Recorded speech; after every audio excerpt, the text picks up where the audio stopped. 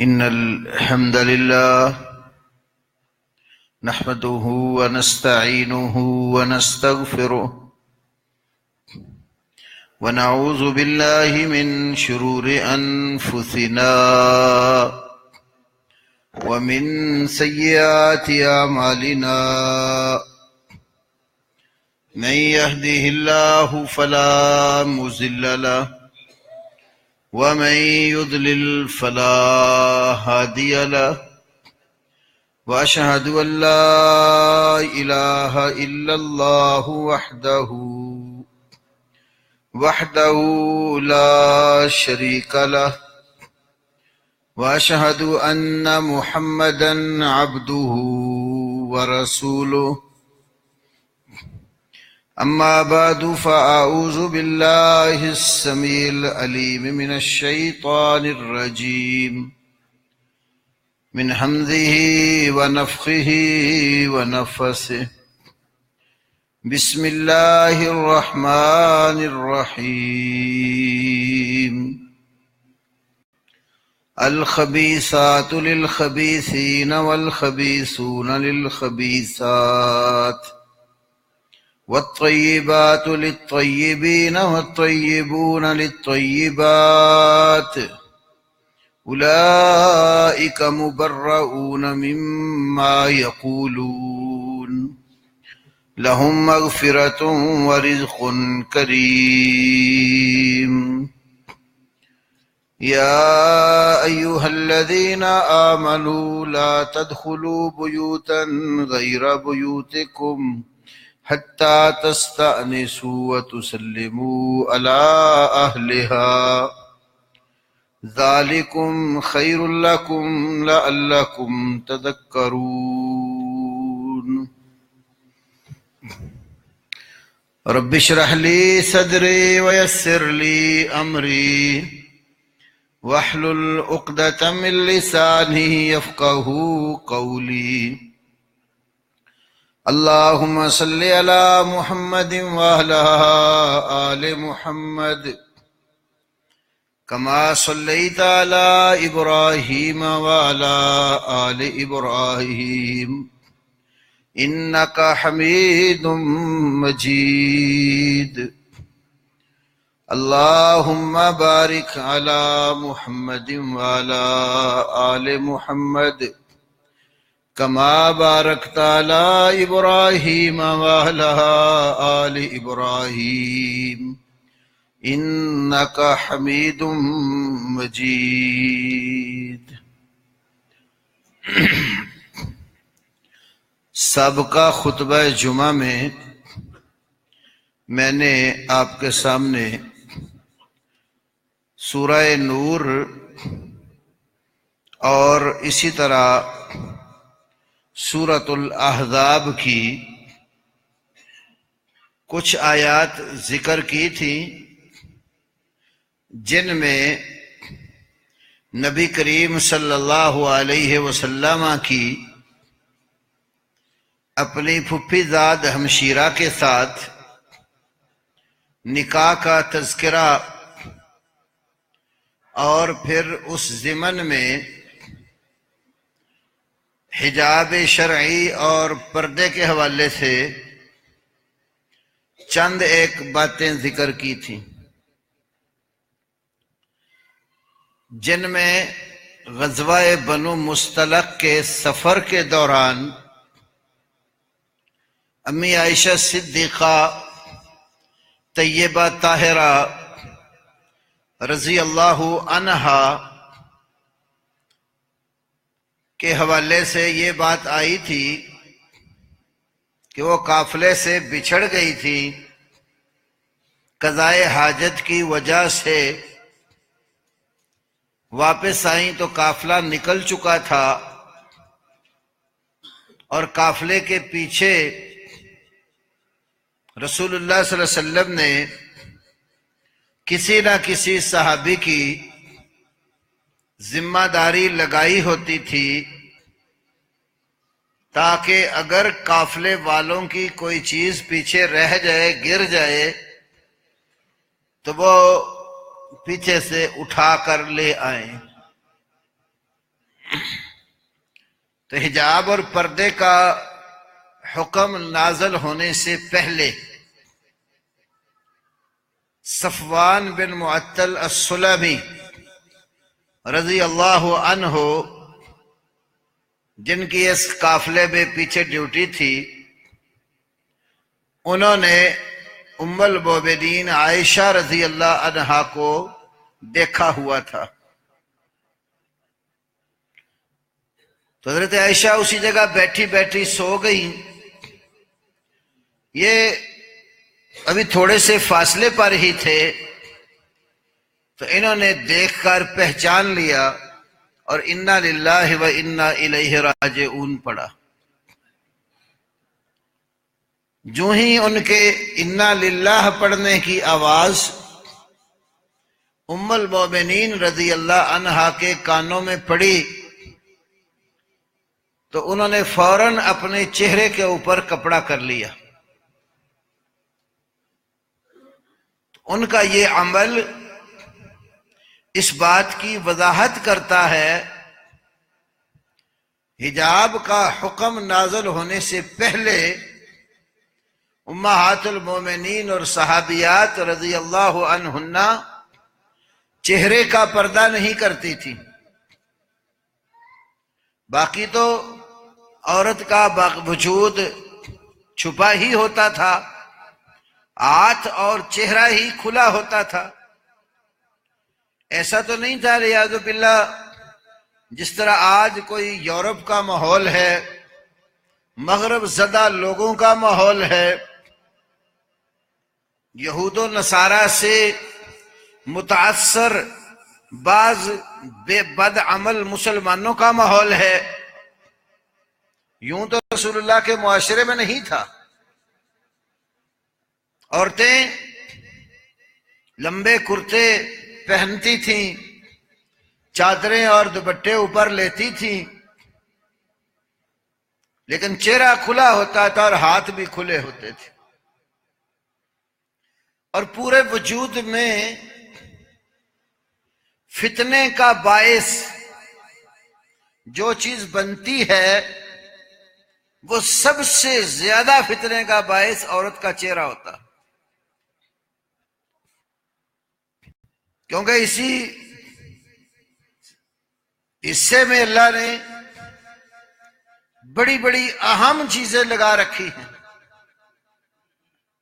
آنکھیں بھی اللہ تعالیٰ نے اسی حصے میں رکھی ہیں جن سے انسان دیکھتا ہے، کان بھی اللہ نے اسی حصے میں لگائے ہوئے ہیں جن سے انسان سنتا ہے، زبان بھی اسی حصے میں ہے جس کے ساتھ انسان بولتا ہے۔ تو آنکھوں سے دیکھ کر، کانوں سے سن کر، زبان سے گفتگو کر کے انسان فتن کا شکار ہوتا ہے، اور خواہشات انسانی بھی جب بھڑکتی ہیں تو انہی آنکھوں کا اور کانوں کا دیکھا سنا عمل ہوتا ہے، جس کی بیس پر انسان کا نفس شیطان کے پنجے میں خوب پھنس جاتا ہے۔ تو یہ تو تصور ہم نہیں کرتے کہ باقی اعضاء کھلے ہوں گے، یہی چیزیں ہوتی تھی اور فتن کا سبب بھی بنتی تھی۔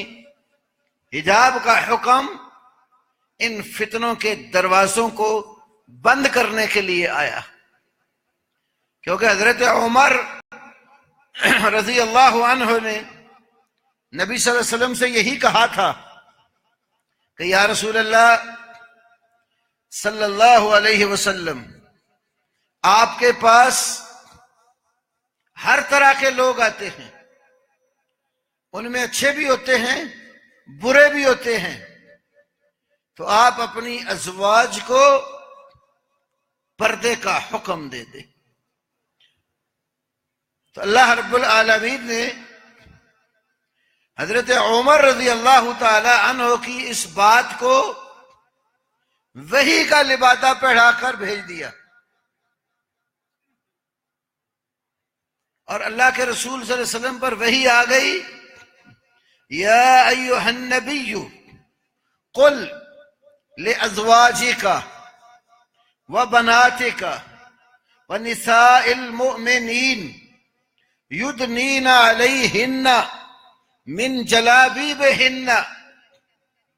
اے نبی قل کہہ دیجئے. کنہیں؟ لازواجک اپنی بیویوں سے. یہ زوجاتن کی جمع عربی میں ازواج، اور عربی میں جمع کم از کم 3 سے شروع ہوتی ہے. 3 سے جمع کی ابتدا ہوتی ہے. ایک کو عربی میں واحد، 2 کو تثنیہ، 3 اور 3 سے اوپر کو جمع کہتے ہیں. یہ عربی زبان واحد ایسی زبان ہے جس میں واحد اور جمع کے درمیان 2 کو تثنیہ کا نام دیا گیا ہے. باقی زبانوں میں ایسا نہیں ہے. انگلش میں، اردو میں، فارسی میں واحد اور جمع ہی ہوتے ہیں. تو 3 سے جمع شروع ہوتی ہے. تو معلوم ہوتا ہے کہ نبی علیہ السلام کی ازواج 3 سے اوپر ہی ہوں گی. اور سیرت کی کتابوں میں 9 اور 11 2 عدد آتے ہیں. علی الاقل 9 ازواج. وبناتک دوسرا جن کو حکم دینا ہے وہ آپ کی بیٹیاں. بنات یہ بنتن کی جمع ہے. بنتن ایک بیٹی، بنتان 2 بیٹیاں، اور بنات 3 سے شروع ہو کر اوپر تک، جس سے معلوم ہوتا ہے کہ پردے کا حکم جب نازل ہوا آپ کی بالغہ بیٹیاں 3 سے زیادہ تھیں. قرآن کی اس آیت سے یہ مسئلہ بھی حل ہوتا ہے کہ آپ کی بیٹی صرف ایک نہیں تھی. سیدہ فاطمہ رضی اللہ عنہا 3 سے زیادہ تھیں. حدیث اور تاریخ نے معین کر دیا ہے کہ 4 بیٹیاں تھیں: زینب، رقیہ، ام کلثوم اور فاطمہ. فرمایا اپنی بیویوں سے بھی کہو اور اپنی بیٹیوں سے بھی کہو. بعض لوگ بنات لفظ کی تعویل کرنے کی کوشش کرتے ہیں کہ اس سے آپ کی حقیقی بیٹیاں مراد نہیں ہیں. امت کی بیٹیاں وہ پیغمبر کی ہی بیٹیاں ہوتی ہیں. اگر یہ تعویل مانی جائے تو جو تیسرا ساتھ حکم ہے اس کی کیا ضرورت تھی پھر؟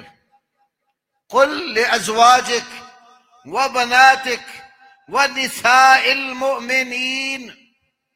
ایمان والوں کی عورتوں سے بھی کہہ دو. تو ایمان والوں کی عورتیں پیغمبر کی بیٹیاں ہی ہیں، تو بنات کو علیحدہ کیوں ذکر کر دیا؟ اس لیے یہ تعویل بالکل فاسد اور بیکار ہے. جو رسول اللہ صلی اللہ علیہ وسلم کی بیٹیوں کا انکار کرتے ہیں ان کی کتب میں بھی آپ کی 4 بیٹیوں کا ذکر ہے. مثال کے طور پر ہمارے ہاں قرآن پاک کے بعد کتب احادیث میں سب سے زیادہ صحیح اور معتبر جو کتاب مانی جاتی ہے وہ صحیح البخاری ہے. اور جو لوگ رسول پاک صلی اللہ علیہ وسلم کی باقی بیٹیوں کا انکار کرتے ہیں ان کے نزدیک معتبر کتاب اصول کافی ہے. کافی، اس کو اصول کافی کیوں کہتے ہیں؟ محمد بن یعقوب کلینی جس نے یہ کتاب لکھی ہے اسی کتاب کے مقدمہ میں لکھا ہوا ہے، اس نے جب یہ کتاب لکھی تو وہ جو 12ویں امام کہتے ہیں غار کے اندر ہیں، ان کے اوپر یہ کتاب جا کر پیش کی. تو امام صاحب نے کتاب دیکھ کر کہا ھذا کافن لشیعتنا، ہمارے شیعہ حضرات کے لیے یہ کتاب کافی ہے، اس لیے اس کا نام ہی کافی رکھ دیا. تو جو عقیدے کے متعلقہ ابحاث ہیں اس کو وہ اصول کافی کہتے ہیں، جو فقہی مسائل اور تاریخ وغیرہ ہے اس میں اس کو وہ فروع کافی کہتے ہیں. ٹوٹل 8 جلدیں ایران سے چھپی ہے. تو جو اس کی اصول کافی ہے اس میں نبی صلی اللہ علیہ وسلم کی جہاں ولادت اور آپ کی سیرت کا تذکرہ ہے، اس ضمن میں لکھا ہے کہ رسول اللہ صلی اللہ علیہ وسلم کی شادی ام المومنین خدیجہ بنت خویلد رضی اللہ عنہا سے ہوئی. تو آپ کے اعلان نبوت سے قبل سیدہ خدیجہ سے 3 بیٹیاں پیدا ہوئی تھیں، زینب، رقیہ اور ام کلثوم، اور چوتھی بیٹی آپ کی آپ کے اعلان نبوت کے بعد پیدا ہوئی. تو ہماری کتب میں بھی یہی بات لکھی ہوئی ہے. تو دونوں گروہوں کے ہاں یہ بات مسلمہ ہے. اس کا 4 صدی ہجری میں آ کر انکار کیا گیا. بہرحال یہ ایک ضمناً مسئلہ آ گیا.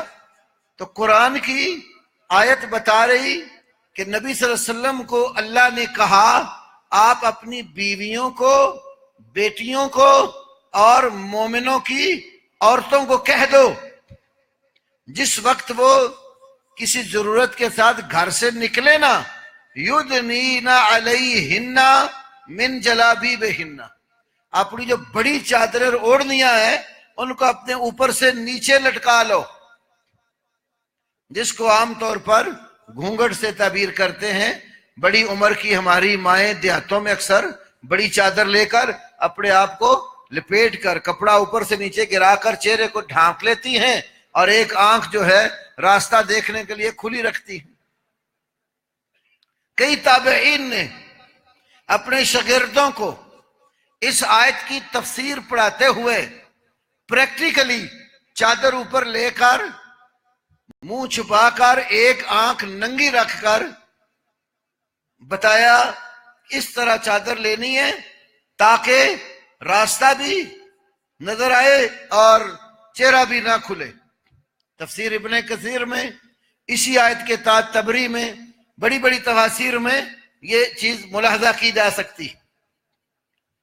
تو حکم یہ ملا کہ حجاب اور پردہ کر کے نکلا کرو، کیونکہ پردہ اور حجاب یہ بہت ساری بیماریوں سے بچاؤ کا ذریعہ ہے. یہ جو معاشرے کے اندر خرابیاں پیدا ہوتی ہیں، مرد و زن کے اختلاط کی وجہ سے فحاشی اور عریانی جنم لیتی ہے، لڑکے لڑکیاں اکٹھے ناچتے گاتے ڈانس کرتے اور گھومتے پھرتے ہیں، ان چیزوں پر پابندی عائد ہو جائے تو یہ فحاشی اور عریانی کا سیلاب ختم ہو سکتا. اسی لیے رشتے کا چناؤ کرتے وقت جو انتخاب کیا جاتا ہے وہ دیندار عورت کا انتخاب کیا جاتا ہے. دیندار عورت اللہ کے حقوق بھی ادا کرتی ہے اور اپنے شوہر کے حقوق بھی ادا کرتی ہے. رسول اللہ صلی اللہ علیہ وسلم نے فرمایا، یہ حدیث کتاب النکاح مشکات شریف میں بھی ہے، تنکح المرأۃ لاربع، عورت کا نکاح 4 وجہ سے کیا جاتا ہے. جب لڑکی کی شادی کی جاتی ہے، رشتہ لیا جاتا ہے نا، تو لوگ رشتہ لیتے وقت جو چیزیں دیکھتے ہیں عام طور پر وہ 4 ہوتی ہیں، اور چاروں چیزوں میں ہر آدمی یا ہر قبیلے کی اپنی اپنی ترجیحات ہوتی ہیں. لمالہا ولجمالہا ولحسبہا ولدینہا. کچھ لوگ جب رشتہ دیکھنے جاتے ہیں نا تو ان کی طلب یہ ہوتی ہے جہاں رشتہ کیا جائے لڑکی مالدار ہو، پھر اس کے ساتھ آگے ان کی کئی خواہشات وابستہ ہوتی ہیں۔ میں نے ایسے کئی لوگ دیکھے اسی دور میں جو مال کی وجہ سے رشتہ کر تو لیتے ہیں لیکن بعد میں پھر پریشان بہت ہوتے۔ اگر لڑکی مالدار ہو اور لڑکا غریب ہو تو بعض اوقات مال پھر لڑکی کا ایسا دماغ خراب کرتا ہے، لڑکا ساری زندگی غلام ہی رہتا۔ خود میرے ایک شاگرد تھے، ان کے والد صاحب نے ان کی والدہ کو طلاق دے دی تھی اور شادی کر لی، تو وہ بچہ بچپن سے ہی مدارس میں پڑھتا تھا، یا لاہور میں جامعہ رحمانیہ میں میری کلاس میں بھی پڑھتا تھا۔ ایک دن مجھے کہنے لگا کہ میرے لیے کوئی ایسا رشتہ دیکھ دیں کہ وہ مجھے گھر میں ہی رکھ لیں، اپنے حالات بیان کیے اس نے۔ میں نے اس کو کہا بیٹا میں تیری اس فکر سے متفق نہیں ہوں، اس لیے اگر آپ گھر میں رہیں گے نا تو تمام گھروں کی حالت ایک جیسی نہیں ہوتی، دین والے لوگ بھی ہونا تو بندہ یہ سمجھے کہ جو کچھ مال ہو میری بیوی کا اور میں وہاں رہ کر آرام سے استعمال کروں تو عزت نہیں ہوتی۔ بہت سمجھایا اس کو لیکن وہ یہی تمنا دل میں لیے جب ملے میرے سے اس بات کا اظہار کرے۔ میری شاگردوں میں ایک خاتون تھی، ہیں بھی اللہ ان کو صحت و عافیت سے نوازے، ان کی ایک ہی بیٹی تھی اکلوتی۔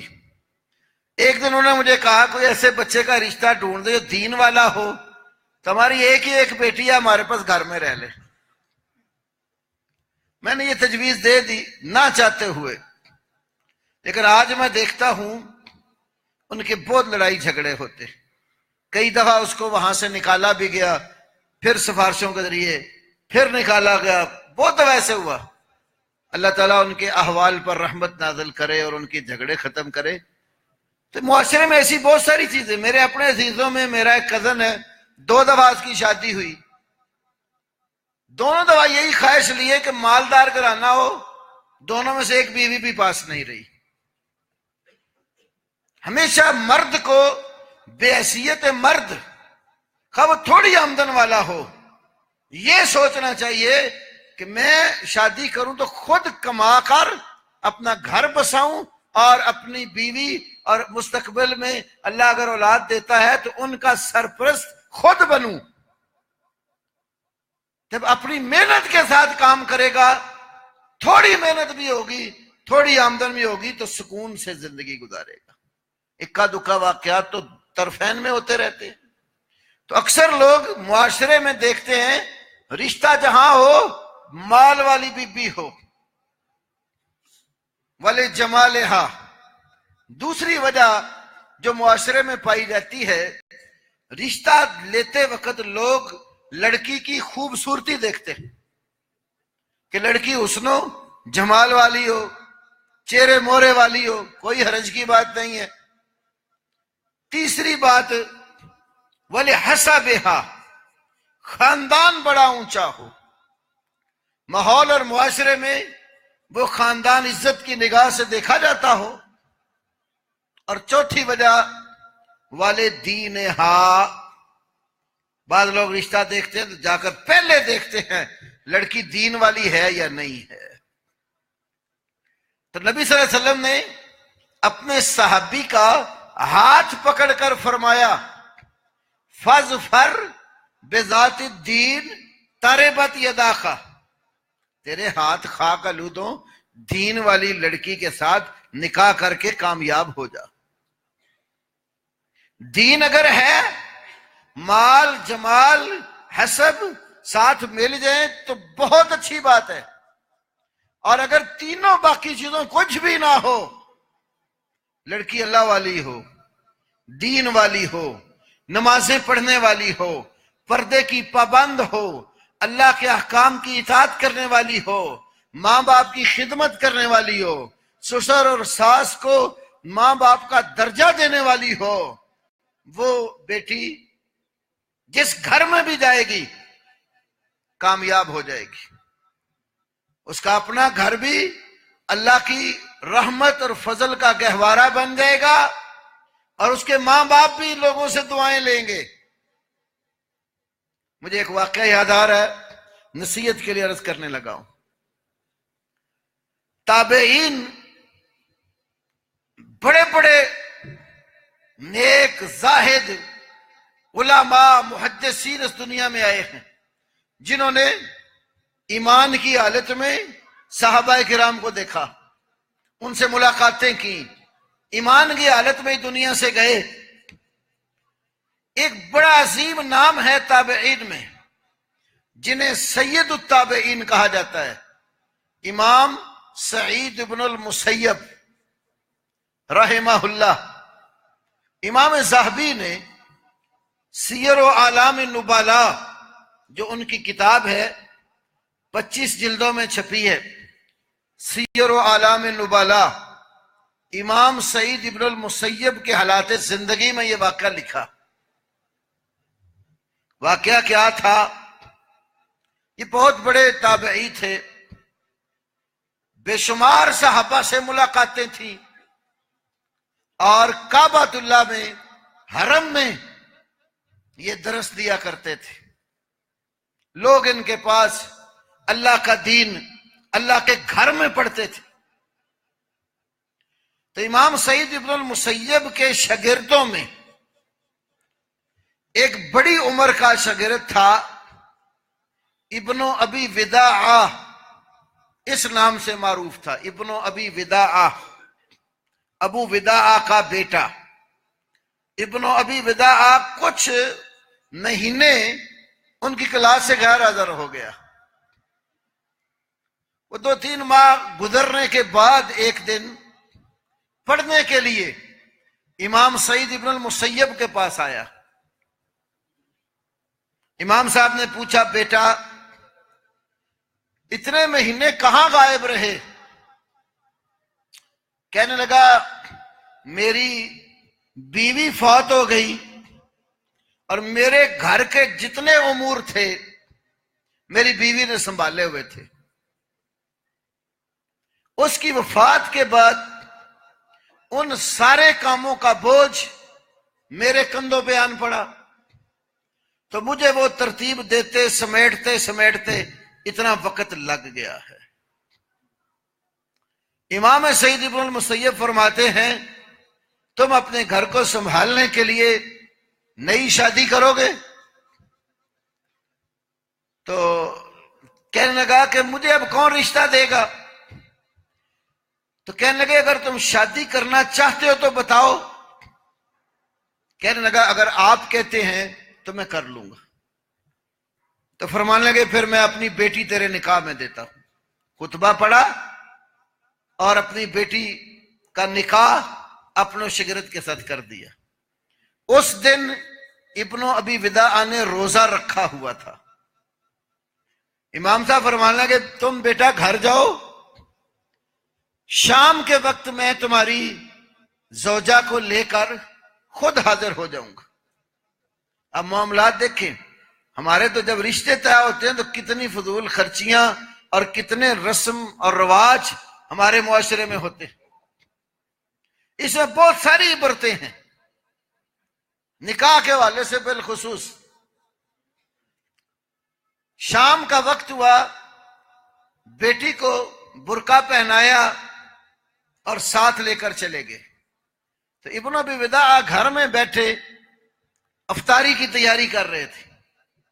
دروازے پہ دستک دی، اندر سے پوچھا گیا، من کون ہے؟ اب انہوں نے جواب میں کہا، سعید. ہمارے ہاں نام بتاتے وقت بھی بندے کئی لقب لگا کے بتاتے ہیں. میں نے کتنے لوگوں کو، مولوی حضرات کو بھی سنا ہے، اپنا تعارف کراتے تھے، حضرت مولانا فلاں بن فلاں. خود اپنے آپ کو مولانا، اپنے آپ کو شیخ اور کئی لفظوں سے یاد کر رہے ہوتے ہیں. حالانکہ یہ چیز اچھی نہیں لگتی، بندہ اپنے منہ کے میں فلاں ہوں. صحابہ اور تابعین میں بڑی سادگی. جواب دیا، سعید. ابن ابی وداع کہتے میں سوچنے لگ گیا کون شہید ہو سکتا، اور یہ ذہن میں نہ آئی بات کہ سعید ابن المسیب نے آنا ہے۔ سعید نام کے کئی بندے کہتے میرے ذہن میں گھومنے لگ گئے۔ میں نے پوچھا من سعید، کون سعید ہے؟ کہنے لگے سعید ابن المسیب۔ دروازہ کھولا، سلام دعا ہوئی، بیٹی کا ہاتھ پکڑا اور دروازے کے اندر کر کے کہتے ہیں بیٹا یہ وہ خاتون ہے جس کے ساتھ میں نے تیرا نکاح آج کیا ہے، تو یہ تمہاری بیوی ہے، والسلام علیکم ورحمۃ اللہ۔ اندر کر کے چل پڑے۔ ابن ابی وداع تھوڑے سے پریشان ہو گئے کہ میں نے تو ابھی شادی کا نہ گھر اپنی والدہ کو بتایا، نہ کسی اور کو، نہ محلے والوں کو پتا ہے، کوئی الزام ہی نہ لگا دے کہ رات ہی رات یہ عورت کہاں سے لے آیا ہے۔ فوراً بھاگے اور چھت پہ چڑھے۔ چھت پہ چڑھ کے اونچی آواز سے اعلان کیا لوگو میں نے شادی کر لی ہے اور امام سعید بن المسیب کی بیٹی سے میرا نکاح ہوا ہے، اور امام صاحب اپنی بیٹی کو میرے گھر میں چھوڑ کے وہ جا رہے ہیں۔ جو ہی کہتے ہیں اعلان کیا، میری ماں بھاگ کے آ گئی، بیٹا تم نے اس عورت کے قریب نہیں جانا، میں پہلے اس کا امتحان لوں گی، پاس ہوئی تو رکھنا ہے ورنہ تیرے قریب نہیں آئے گی۔ کون سی ساس ہے جو اپنی بہو کو پاس کر دے؟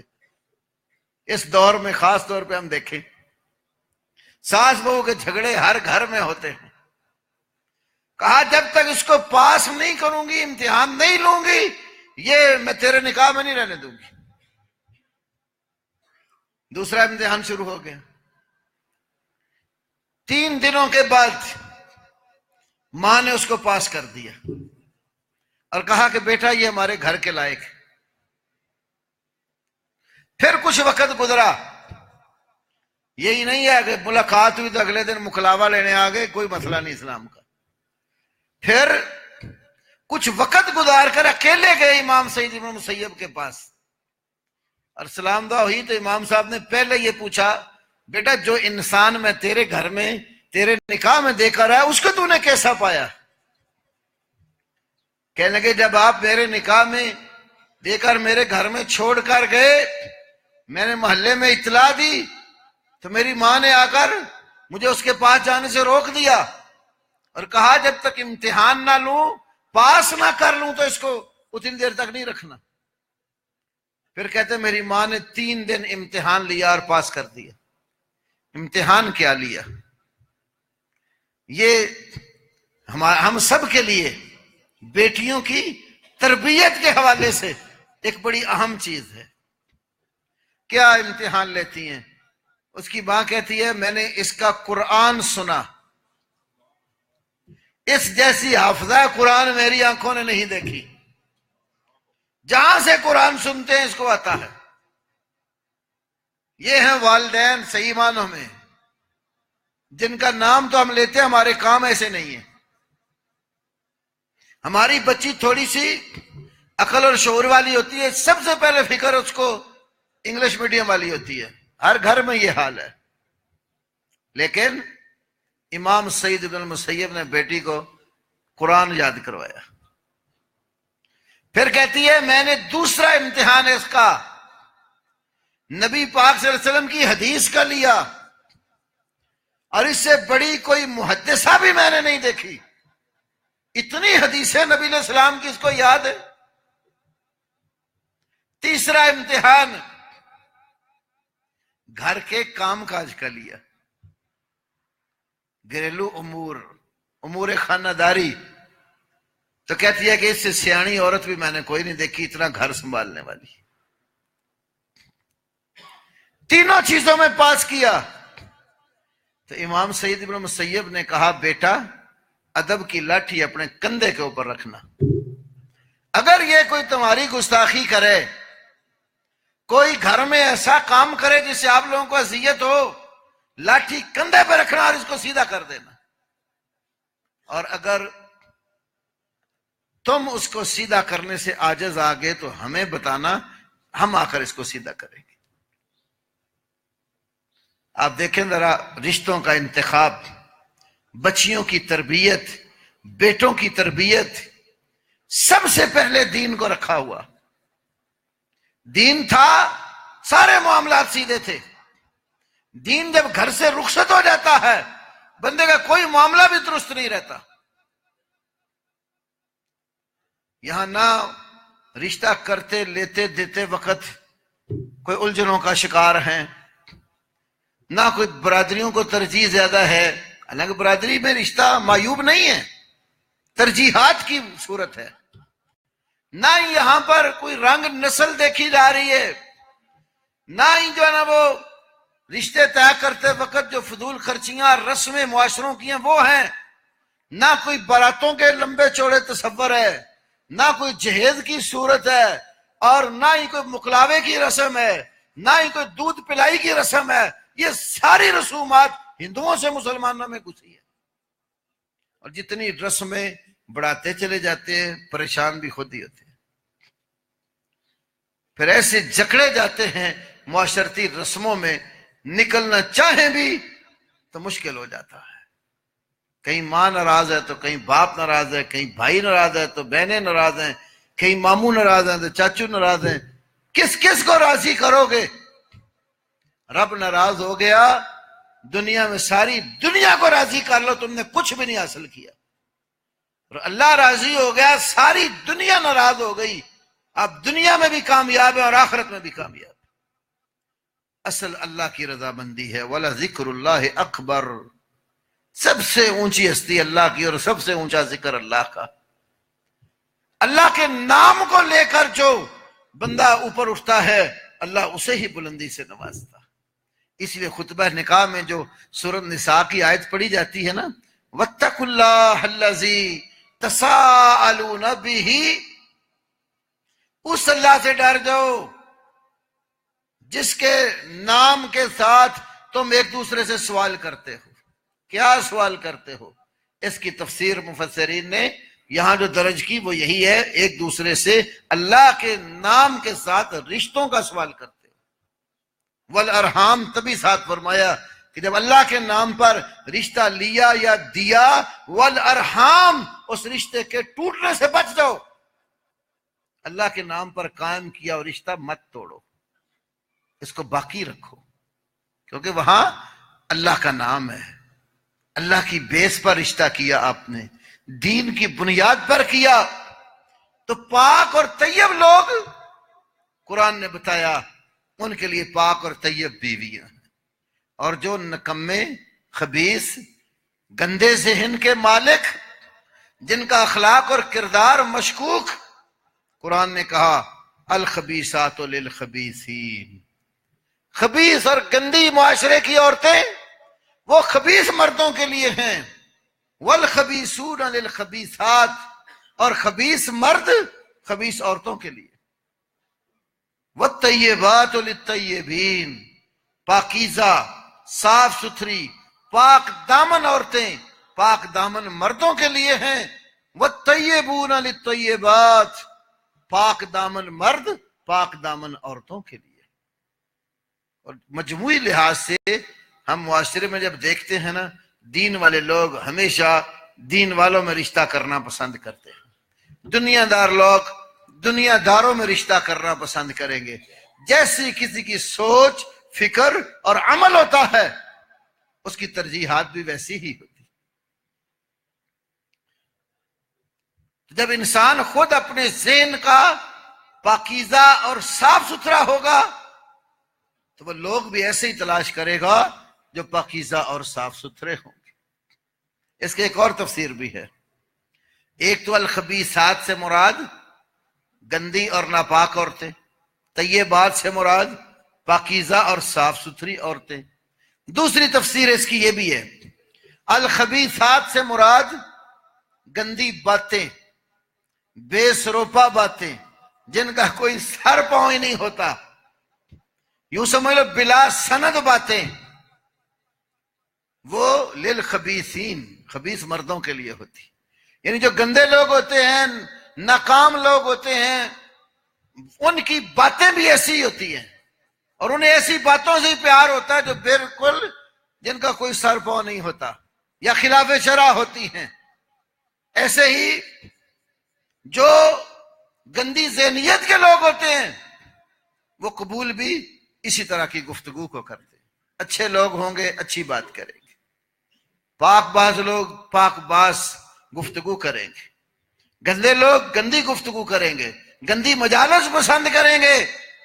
تو اسلام نے معیار دین، پاکیزگی اور طہارت کا دیا ہے، اور اللہ رب العالمین نے اس موقع پر یہ جو میں نے قرآن کا مقام آج سورہ نور کا ذکر کیا، اس سے پیچھے پورا ایک رکوع ہے جو ام المومنین سیدہ عائشہ رضی اللہ تعالی عنہا پر جب تہمت لگائی گئی،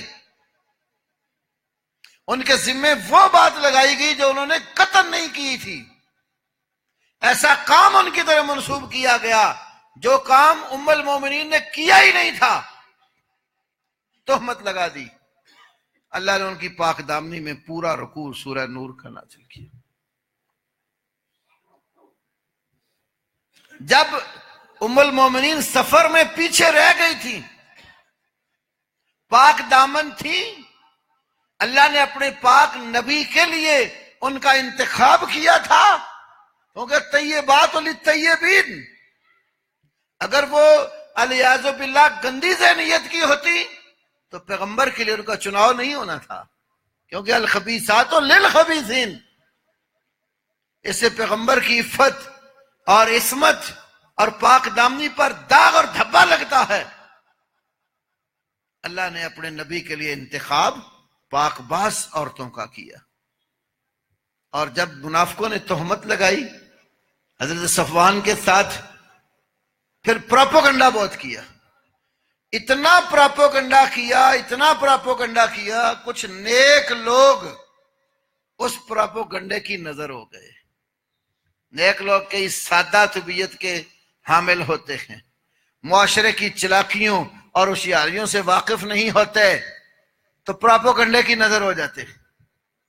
آپ دیکھیں صحابہ میں حسان بن ثابت رضی اللہ عنہ، نبی علیہ السلام کے شاعر صحابی، جب رسول اللہ پر کافر اور مشرک شعر و شاعری میں تہمتیں لگاتے، آپ کی توہین کرتے، حسان ابن ثابت کو منبر رکھ کر مسجد نبوی میں رسول پاک صلی اللہ علیہ وسلم اس پر بٹھاتے تھے۔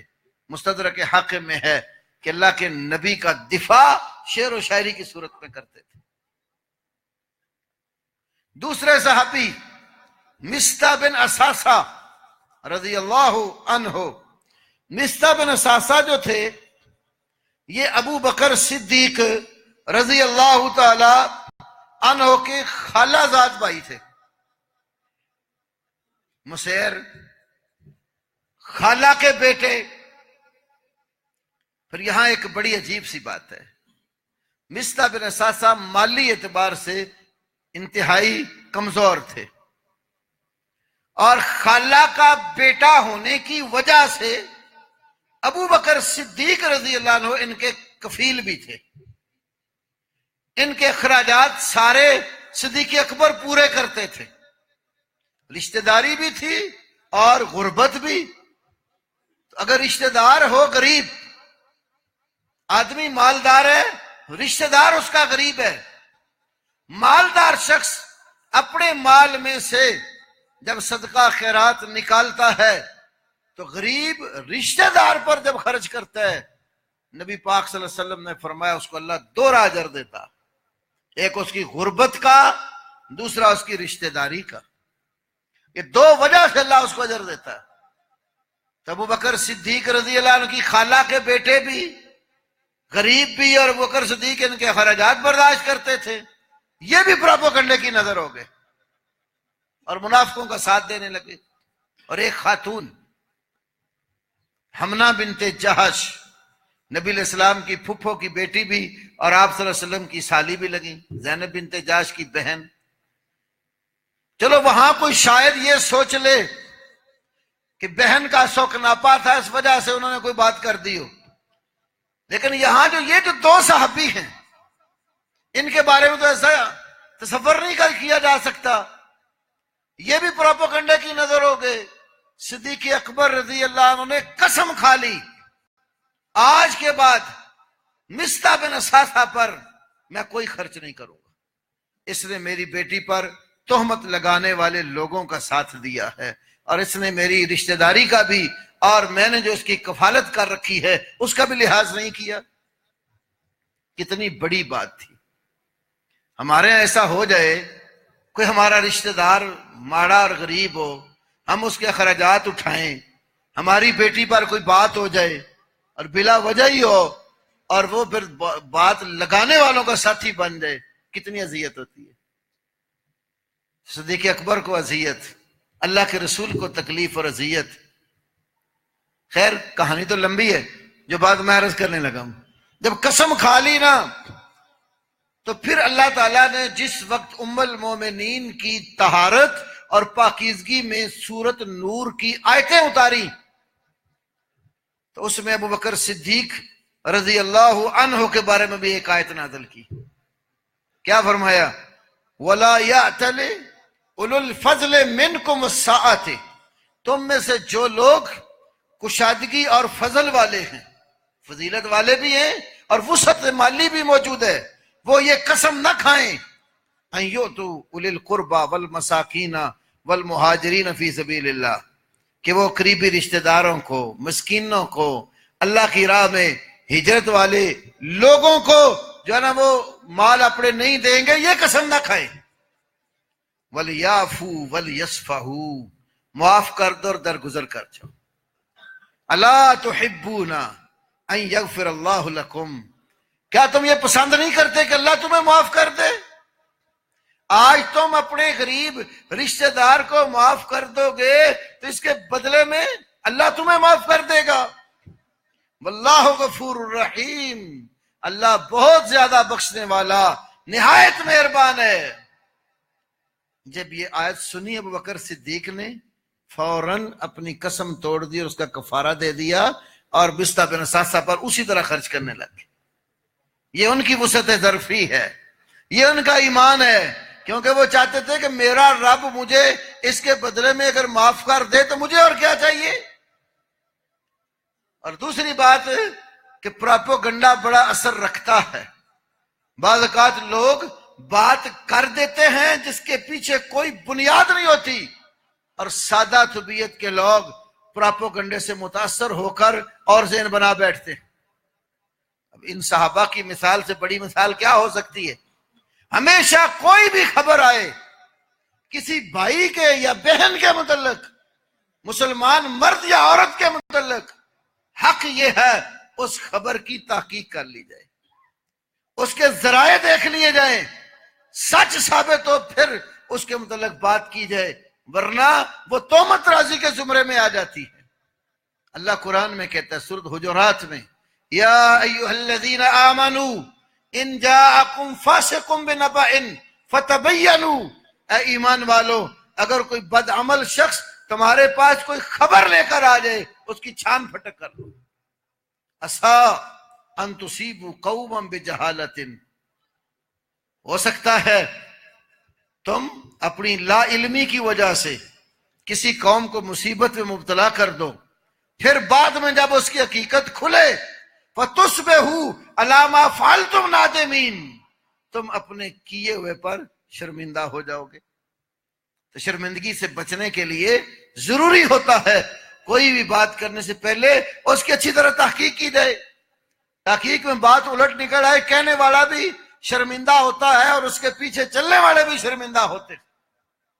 تو نبی صلی اللہ علیہ وسلم کے زمانے میں بھی کئی ایسے عناصر ہوتے تھے جو ایسی بات کرتے تھے، تو قرآن نے ہمیں ہر ایمان والے مرد اور ہر ایمان والی عورت جو ہے اس کی عزت اور اس کے اکرام جو ہے اس کو مد نظر رکھنے کا حکم دیا۔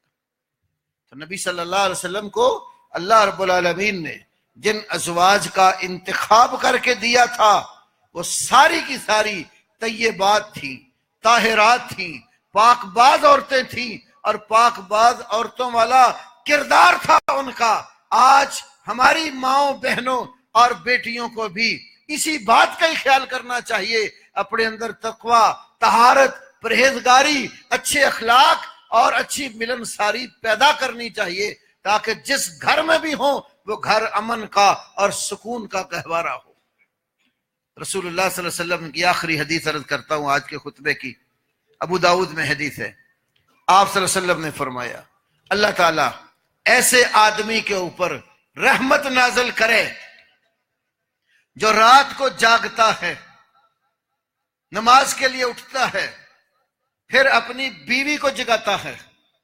اگر اس کی بیوی پر نیند کا غلبہ ہے اور وہ جاگ نہیں پاتی، پانی کے چھینٹے دے کر اس کے منہ پر اس کو جگا لے اور دونوں کھڑے ہو کر اللہ کی عبادت میں لگ جائے۔ فرمایا ایسی عورت پر بھی اللہ کی رحمت نازل ہو جو رات کو جاگ پڑتی ہے، عبادت کے لیے خامند کو اٹھاتی ہے، خامند نہیں جاگتا پانی کے چھینٹے دے کر جگا لیتی ہے، دونوں اللہ کی عبادت کرتے ہیں۔ نبی پاک صلی اللہ علیہ وسلم نے مرد کو بھی رحمت کی رحم اللہ، عورت کے لیے بھی رحم اللہ فرمایا۔ ان دونوں کے لیے دعا نبی علیہ السلام نے رحمت کی۔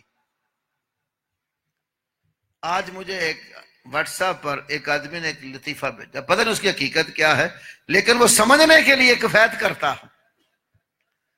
اس نے مجھے جو لکھا اس میں یہ تھا، مسجد کے خطیب صاحب نے اعلان کیا کہ جو عورت اپنے خاوند کو صبح نماز کے لیے اٹھا کر مسجد میں نہیں بھیجے گی وہ دوسری شادی کر لے، اس کے سارے اخراجات مسجد کی انتظامیہ دے گی۔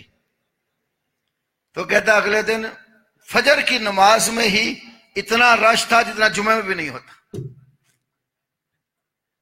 ہم اپنے خدشات سے بچنے کے لیے بہت کچھ کرتے ہیں، لیکن اللہ کے حضور اگر توجہ ہو تو ہر شخص مرد ہو یا عورت وہ عبادت کے لیے ضرور آئے۔ تو جمعے والے دن تو خاص طور پر پہلے بھی آپ سے گزارش کرتا ہوتا ہوں کہ خطبہ شروع ہونے سے پہلے 12:30 بجے سے پہلے ہی تیار ہو کر آ جایا کرو، ورنہ وہ جمعے کی جو فضیلت ہے جب خطبہ شروع ہو جاتا ہے اس سے محروم ہو جاتے ہیں جو بھائی بعد میں آتے ہیں۔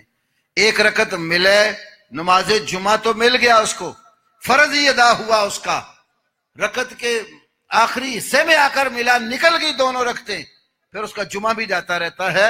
مت سمجھو کہ تحیات میں آ کر مل کے بیٹھ جائے گا تمہارا جمعہ ادا ہو جائے گا۔ جمعہ ادا تب ہوگا نماز صرف جب آپ آخری رکعت پوری جو ہے امام کے ساتھ پڑھتے ہیں، اور اگر آپ شروع سے آتے پھر مکمل جمعہ اور اس کا ثواب آپ پاتے ہیں۔ اگر خطبہ رہ جاتا ہے تو آدھے ثواب سے محروم، اور اس رجسٹر سے بھی محروم جس میں فرشتے مسجد میں آنے والوں کا نام لکھتے ہیں کہ یہ پہلے آنے والے لوگ ہیں، اور خطبہ شروع ہو جائے تو فرشتے بھی صحیفے لپیٹ کر خطبہ سننے میں مشغول ہو جاتے ہیں۔ اللہ ہمیں صحیح عمل کی توفیق دے۔ وآخر دعوانا الحمدللہ رب العالمین۔